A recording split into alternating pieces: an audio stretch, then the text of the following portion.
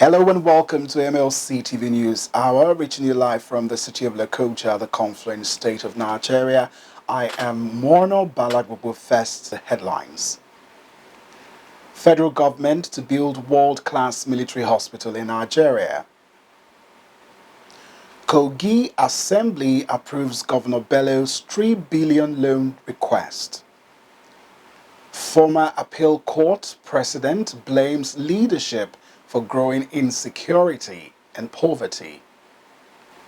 And in sports, OSHOALA claims record 5th CAF award in RABAT. And now the news in detail. The federal government has mapped up strategies and modalities to build a world-class military hospital to cater for military personnel, veterans, and their families. The Permanent Secretary, Ministry of Defense, Dr. Abubakar Kana, who disclosed this in a statement, said that part of steps taken to achieve the plans was the move to reform the military health services in Nigeria. He said the ministry had also put together a workshop for all stakeholders to discuss the roadmap towards achieving the anticipated reformation. According to him, the workshop, which is built to hold in Abuja on Thursday, will be chaired by the Minister of Defense, Bashir Magashi.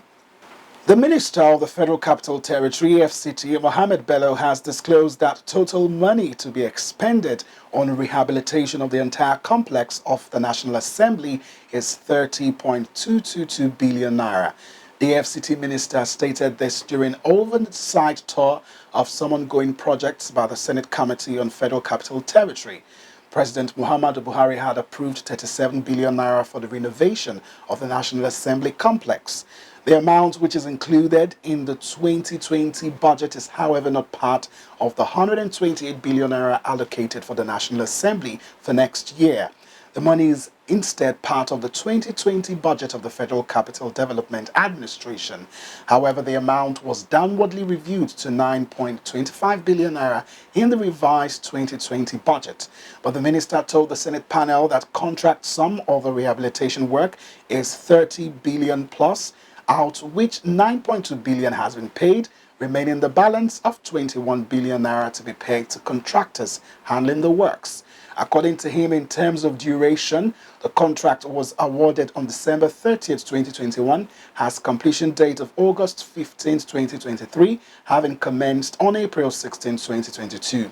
He listed all the priority projects embarked upon by the administration to include rehabilitation of Federal Secretariat Complex, construction of Southern Park, way from Christian Center to Ring Road, and others. He said our rehabilitation of expansion of Outer Southern Expressway, provision of engineering infrastructure for Wuyi District, rehabilitation and expansion of Outer Southern Expressway Villa Roundabout, and the completion of B6, B12 and Circle Road in Central Area. He, however, said scarcity of funds made the FCT administration to prioritize some of the projects in terms of full execution.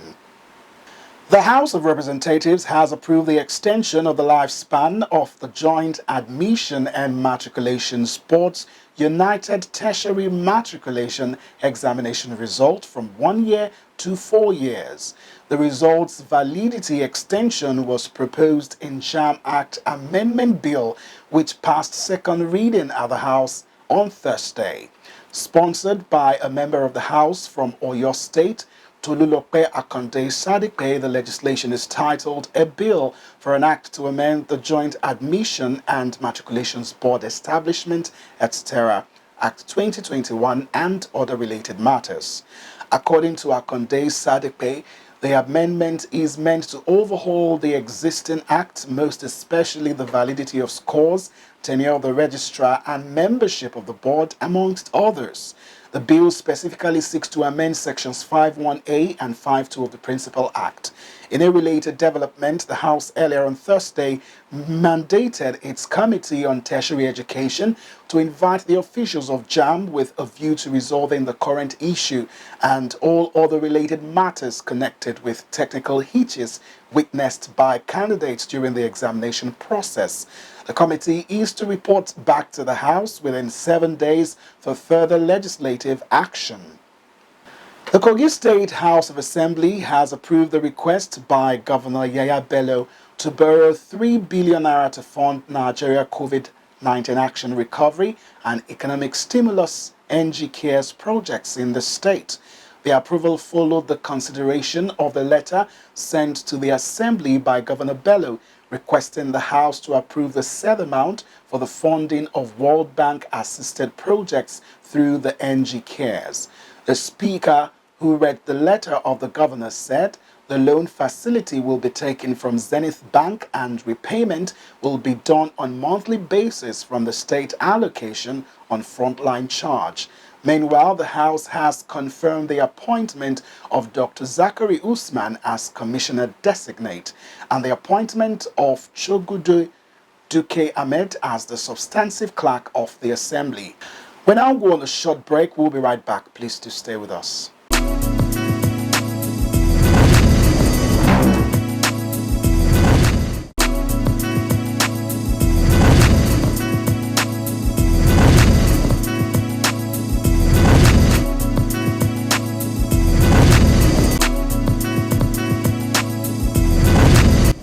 Glad to know you're still watching.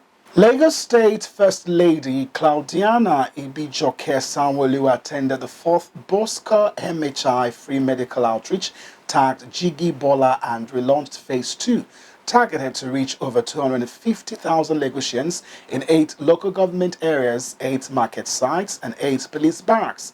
The event is not only a celebration of one of the legacy grassroots outreach programs of Asiwaju Bola Ahmed Tinubu, the APC national leader and the presidential candidate 2023 general election, but also a continuation of a legacy that will help reduce impairment to the barest, especially in the grassroots.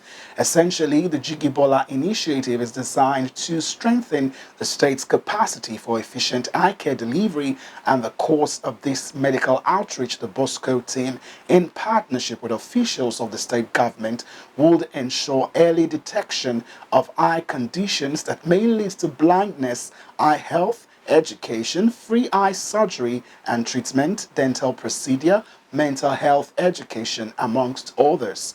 Residents suffering from visual impairments are urged to take advantage of the Jiggy Bola initiative to improve their health.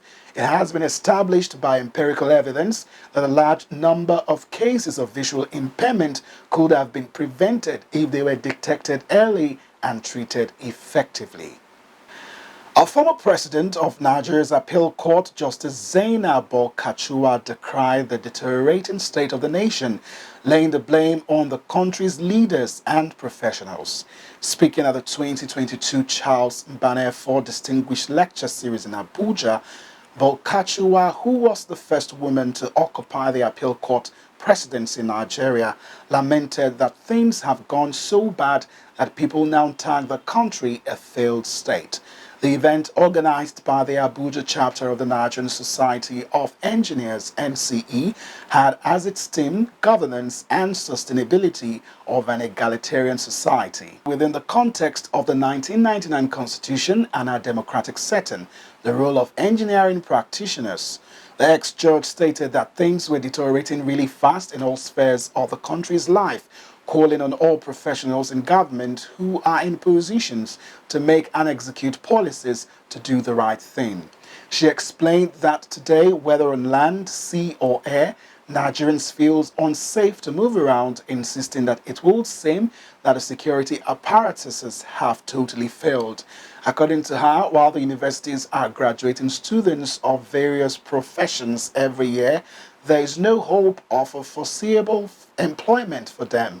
She added that members of the public are rightly pointing accusing fingers on the leaders, stressing that Nigerians cannot be blamed for doing so since it's now one bad news after another in the country.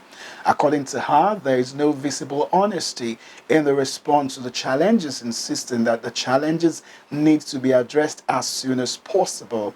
With many people having been killed or displaced by insurgents, she stressed that while everyone has a role to play, there has to be some form of social welfare for the people.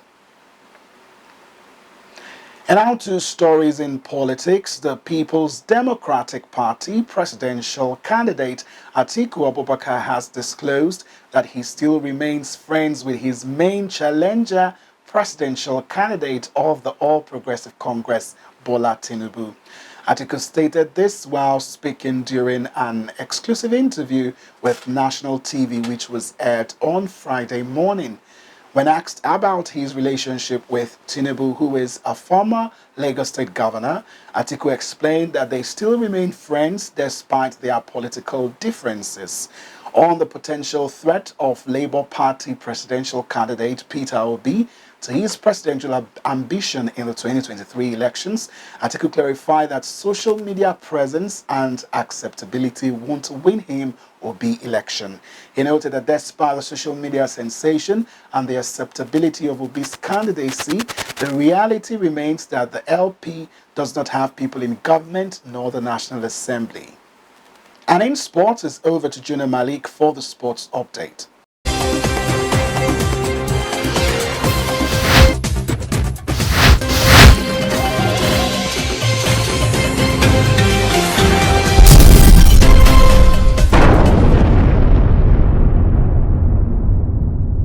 And on sports updates, Super Falcons and Barcelona striker Asisat Oshoala on Thursday beat Zambia's Grace Chanda and Ajara Njoya of Cameroon to claim the CAF Women's Player of the Year award for a record fifth time, while Senegalese and Bayern Munich superstar Sadio Mane retained his men's title at the award ceremony held in Rabat, Morocco. Oshoala is now the sole record holder for the most award wins, thus stamping her authority on the continent. The 27-year-old equal country woman Perpetua Nkwocha's fourth CAF Women's Player of the Year award at the 2019 Awards Gala. After receiving her record-breaking award, an elated Oshoala dedicated the award to her teammate. Sadio Mane, who joined German giants Bayern Munich this summer from Liverpool, beat his former club teammate Mohamed Salah and compatriot Edouard Mendy to the men's award.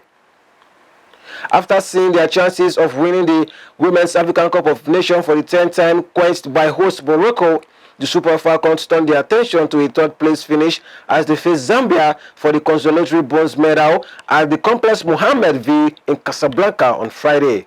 The Falcons will hope to make it 3 out of 3 when they face the Copper Queens in Casablanca, having dominated their previous meetings, winning 6-0 in their first clash at the 2014 edition before defeating the Queens 4-0 in Ghana in 2018 on their way to the 9th title.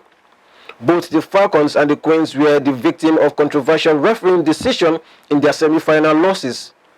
While the Falcons were hard done by the 2 red cards, the Queens saw a late penalty handed to the Bayama, and both with target winning the bronze medal as some consolation. Speaking ahead of today's clash, Zambia head coach Bruce Nwape said his player had put their semi-final disappointment against South Africa behind them and were aiming to win the third-place game against Nigeria.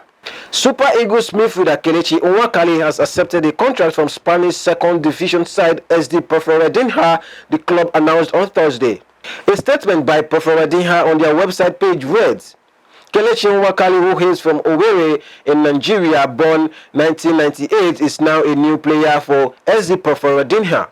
The new blue and white midfielder will thus continue his career in La Liga Smart Bank, in which he has competed in the last 2 seasons with AD Alcocan and SD Huesca. And that's sports update on MLC TV News. I am Malik Jonah reporting. Back to Akasta for more stories.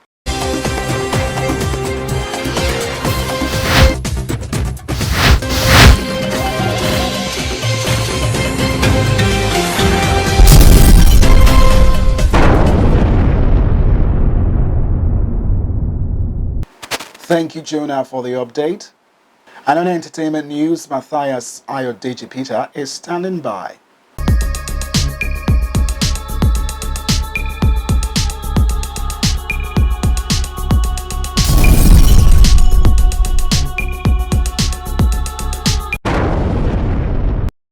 Now, entertainment news. Nigerian veteran rapper Idris Abdulkarim has thanked his fans and well-meaning Nigerians for their love and support since he shared details about his health issues. In a post shared via his Instagram page on Thursday, July 21, 2022, the music star shared details of his GoFundMe account, which was created to aid his medical bills. Abdulkareem revealed that he is only waiting for the doctors to summon him for the surgery. The veteran rapper announced a few weeks ago that he was battling kidney failure. The Lacrim Entertainment International boss has recently been diagnosed with kidney failure and has been undergoing dialysis since the detection at a reputable hospital in Lagos, Nigeria. Part of the statement released by his management read. It also revealed that a family member agreed to donate a kidney to the music star. Idris Turayo Abdulkareem Ajeni Fuja, popularly known as Idris Abdulkareem, is a Nigerian hip-hop, R&B and Afrobeat artist, songwriter and singer. He was the lead rapper of the defunct Nigerian hip-hop boy band, The Remedies. He is regarded as a pioneer of the modern-day Nigerian music industry. And that is all on entertainment news today. My name is Matthias Ayodeji Peter.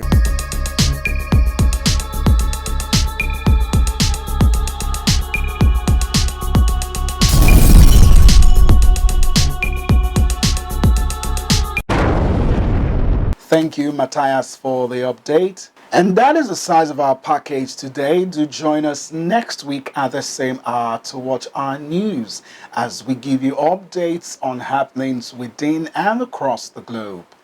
Don't forget to subscribe to our YouTube channel. It's Malachite TV. Like and follow our Facebook page, MLC TV, Instagram handle at MLC TV 2021, Twitter at MLC TV 1. For your event coverage, information and contribution, advert and sponsorship, please call any of our numbers displayed on your screen. It's Malachite TV, reaching everywhere, informing everyone.